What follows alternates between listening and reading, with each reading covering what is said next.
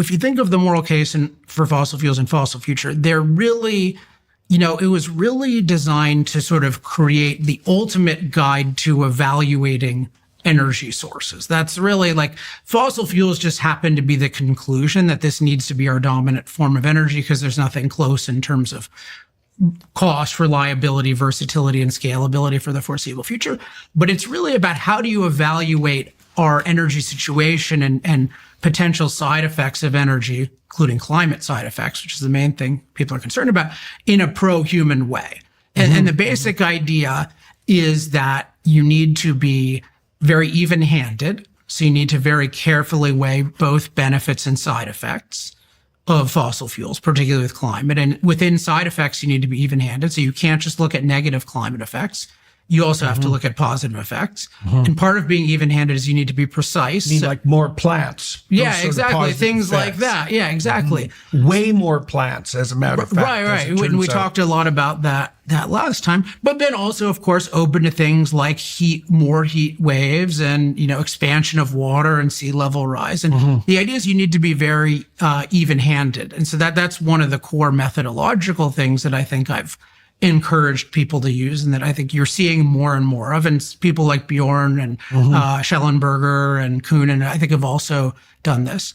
And then the other thing, which is a little bit deeper, is that we have to evaluate them in a pro-human way and be aware that most people are either deliberately, I think in most cases inadvertently, evaluating fossil fuels from an anti-human perspective. And then within that, again, we talked about this last time, but just the sort of key ideas are, one is when we're thinking about the Earth and what our goal for it is, our goal, we need to be clear, our goal could either be to advance human flourishing on Earth or to eliminate human impact on Earth.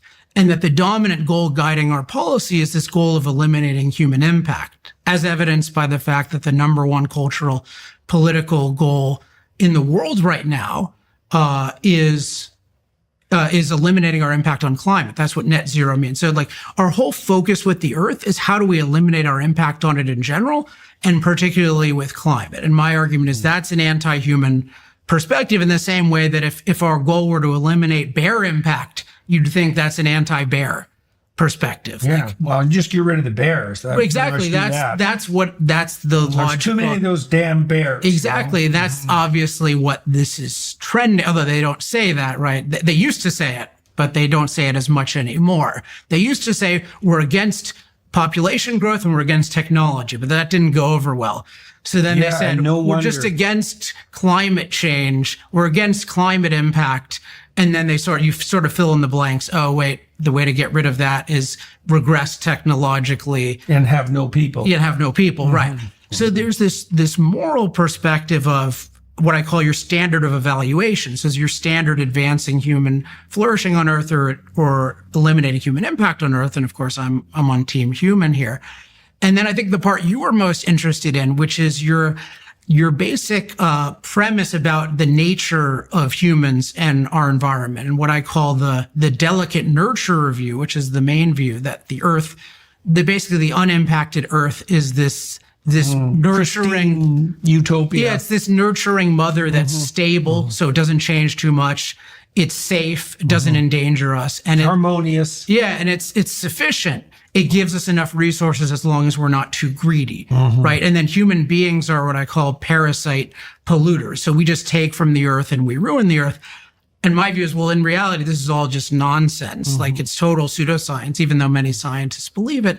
And in fact, human beings are producer improvers. So many people who identify as scientists believe it. Well, no, I think even many real scientists do, unfortunately, because many specialized intellectuals are in the thrall of bad philosophy because they don't think about philosophy. Yes. So I think we're producer improvers. So we add value to the world. That's why we have this amazing world now that's abundant and safe, even though the caveman had nothing. Like if the world were abundant absent us, the caveman would be rich and we'd be poor because there's so many of us, but it's the opposite. So we're and we improve our environment in many ways. Like we've ridden it of all kinds of disease and disgustingness. And then of course we give ourselves access to natural beauty. We can decide to cultivate whatever species we want. You know, if we love a species, we can make it plentiful. And then the earth is not this delicate nurturer. It's actually, I call it wild potential. So it's not stable. It's dynamic. It's not safe. It's dangerous, and it's not sufficient. It's deficient, and we need to impact it a lot intelligently to make it an abundant and a safe place. And so when you think of fossil fuels in this even-handed way from a pro-human value perspective, and you get rid of this anti-human view of humans and our environment, it's very obvious that, well, this thing we've cultivated called fossil fuel is just this incredible net benefit, because it just allows us to harness energy and therefore machine labor, all these machine servants like never before. And one of the things about energy is it can solve any problem, including the problems it creates. So if energy creates a drought challenge, well, it can also create irrigation, and it can also create crop transport.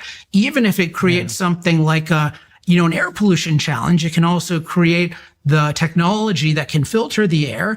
And if anyone happens to get sick, and it can also create the whole medical industry. Yeah, and God only knows how much that'll be augmented by this electricity demanding AI. So it's energy solving its own problem. So I feel like I got, particularly with fossil future, I sort of got to a level where I felt like I had fully fleshed out how to think about this in a pro-human way.